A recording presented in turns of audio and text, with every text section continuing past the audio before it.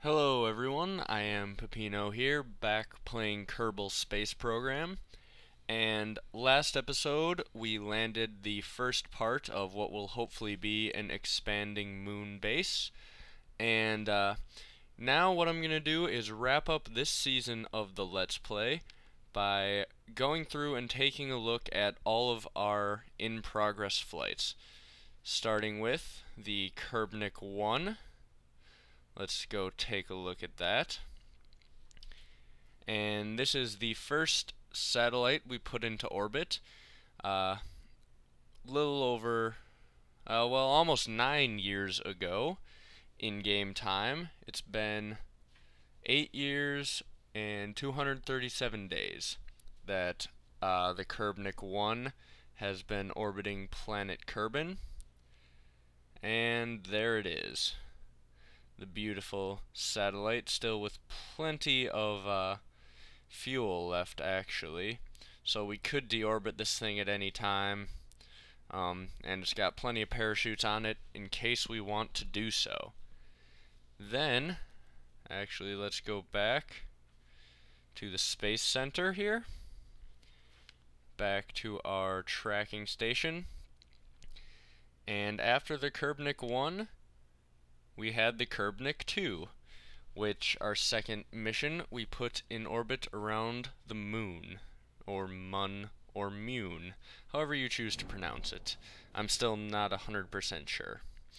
And again, same design, still has plenty of fuel. It could probably even get back to Kerbin if we wanted it to. There it is, orbiting the mune. And here we have the Kerbnik 3. Which is orbiting Minimus, the small icy moon of Kerbin, which is all the way over there. We were getting pretty far away from our home planet at this point, but we had a lot farther to go. Then we have the Kerbnik Deep Space 1, which is in orbit around Duna, and over there is Duna's moon Ike. And right now we are right around the south pole of Duna here, I believe. I believe it's the South Pole. And this was our first object we had in orbit around another planet, so this was another huge accomplishment for us. Sticking with Duna, we have our failed probe here, which was supposed to land, but it had some problems separating stages and was nearly completely destroyed. Enough of it survived though. It has its antenna and instruments that were beaming back information to Kerbin, so despite some difficulties it did its job. Now it just sits tipped over on its side on the surface of Duna. Then we move to the inner solar system with the Kerbnik Deep Space 3, which is in an elongated orbit around Eve. So let's warp time here and bring it in a little closer. There we go. And it is around the purple planet Eve, as well as a landing probe, which we have down on the surface. Here it is, what our landing probe was supposed to look like back on Duna. This one actually worked, and you can see it's still got functioning lights and solar panels keeping it powered, and it's still sending us back valuable information and data from Eve. And here we have the Kerbnik Deep Space 2, which failed to achieve an orbit around any planet, and now has a very elongated orbit around the Sun. As I zoom out here, you can see its apoapsis goes pretty darn far out of the area of any planets. But checking this, I actually noticed something else. Our Joule satellite, which I believe at when we last left it was in orbit around Joule, but it must have had an encounter with one of her moons and has been actually flung on a path out of the solar system. So this will be the first object we have that leaves the Sun's sphere of influence, which is also a pretty cool accomplishment in its own way. Then, of course, we have the ghostly shell of our first moon landing ship.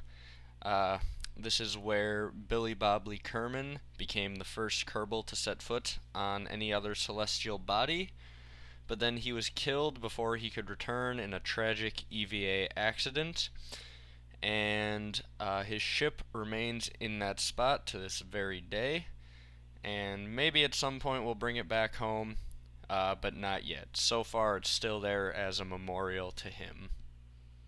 Then, sticking with the moon, or mun, or mune, again, not sure on the pronunciation, but we have our first building of our moon base, and I haven't been back here since we landed it in that pretty dramatic video there, but something is missing. Our crew. They've disappeared. They were EVA'd, and I didn't end the flight. I know that, so I'm guessing some sort of glitch has caused them to disappear. All three of them, because they're not where I left them. So we may have to fly some more crew down here to work the moon base. But either way, it's still a good start, and I don't really know what happened to them. We'll try to figure it out. But hopefully we'll be extending this moon base in the future, next season. And now we'll move on to what I still think is our most impressive accomplishment. That is, of course, the Jeb Kerman Space Station, which currently has a slight surplus of fuel from when we docked on our extension. But we have a bunch more docking ports, so we could potentially dock some smaller craft and refuel them from here.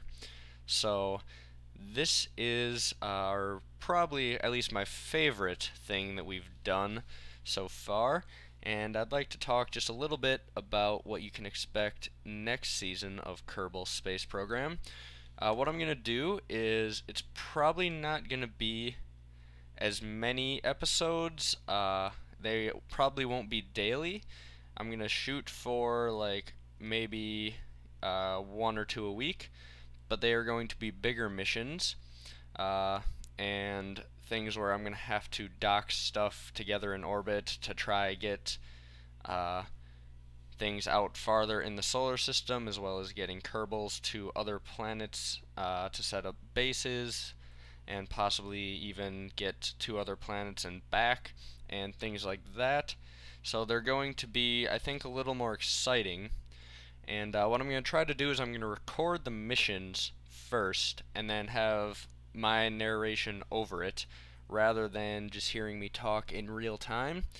And I think that will make it a lot more high quality video and a lot better for you guys to watch. So we'll try that out, and if you guys don't like it, you can let me know after a couple episodes. But so yeah, this is the season finale of Kerbal Space Program, and hopefully I will see you guys next season. Bye!